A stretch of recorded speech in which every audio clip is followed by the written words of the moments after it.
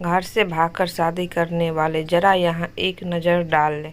हम सब ऐसे कई जोड़ों की साहसी और प्रेरणादायक कहानियाँ सुनकर बड़े हुए हैं, जिन्होंने समाज से लड़कर घर से भागकर शादियाँ की। लेकिन घर से भागकर शादी करना क्या हमेशा सही होता है? आगे बढ़े, इससे जुड़े कुछ ऐसे पहलू जिनके बारे में लोग अक्सर बात नहीं करते। फिल्मों में दिखाई हर बात सही नहीं होती। आमतौर पर फिल्मों में से भागने के कई पहलुओं को दर्शाया जाता है, लेकिन इसकी जटिलताओं को प्रस्तुत नहीं किया जाता है। घर से भागने के बाद घर की याद आने, भागने पर पछतावा होने और यहाँ तक कि रोटी, कपड़ा और मकान जैसी समस्याओं से जुड़े संघर्ष को फिल्मों से गायब कर दिया जाता है। कई बार तो इस बात पर भी बल नहीं दिया जाता है कि भागने से पहले आपको अपने साथी को अच्छे से जानना समझना अत्यंत महत्वपूर्ण है।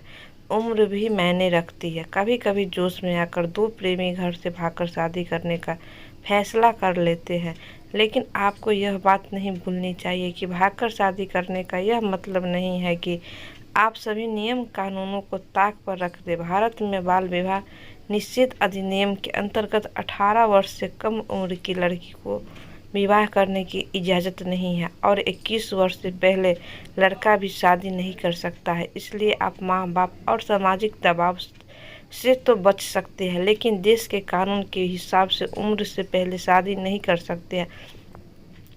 घर से भागकर शादी करने वाले जोड़े अक्सर अलग धर्म, जाति और क्षेत्र से होते हैं। ऐसी परिस्थितियों में पारंपरिक समारोह में शादी करने की बजाय सिविल कोर्ट में शादी करना उनके लिए आसान रहता है। लेकिन कोर्ट में शादी करने के लिए 3 गवाहों की ज़रूरत पड़ती है, जो शादी के घोषणा पत्र पर हस्ताक्षर करते हैं। इसलिए पहले से ही इसकी तैयारी करके रखिए। इसके अलावा विशेष विवाह अधिनियम 1954 के तहत अदालत में शादी करने के लिए यह नियम होता है कि उस समय आप दोनों शादीशुदा न हो, मानसिक रूप से आपसी सहमति हो, बच्चा पैदा करने के लिए मानसिक रूप से तैयार हो और आप दोनों का आपसी कोई खून का रिश्ता या गोद लिए जाना वाला रिश्ता न हो।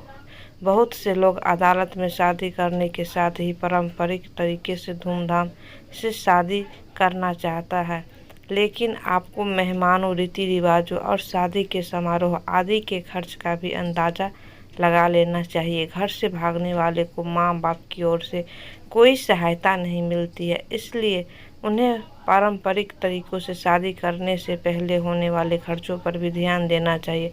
यह सच है कि जब दो लोग एक दूसरे से सच्चा प्यार करते हैं तो उन्हें दुनिया की कोई खास परवाह नहीं होती, लेकिन देखा जाए तो एक तरह से दुनिया वाले की भी ज़रूरत पड़ती है। शादी के बाद जीवन में दोस्तों अब और शुभचिंतकों की भी ज़रूरत होती है। अगर आपके परिवार के साथ छोड़ दिया है तो आखिर कौन साथ देगा? इसके बाद तो किसी दोस्त, पड़ोस के अंकल आंटी, सहकर्मी का ही सहारा रहता है, जो आपके भरोसे को तोड़े बिना साथ देता है। गृहस्थी को बसाने में समय लगता है। इसके लिए ऊर्जा, धन और लोगों की मदद और पहले से योजना बनाने की भी ज़रूरत होती है।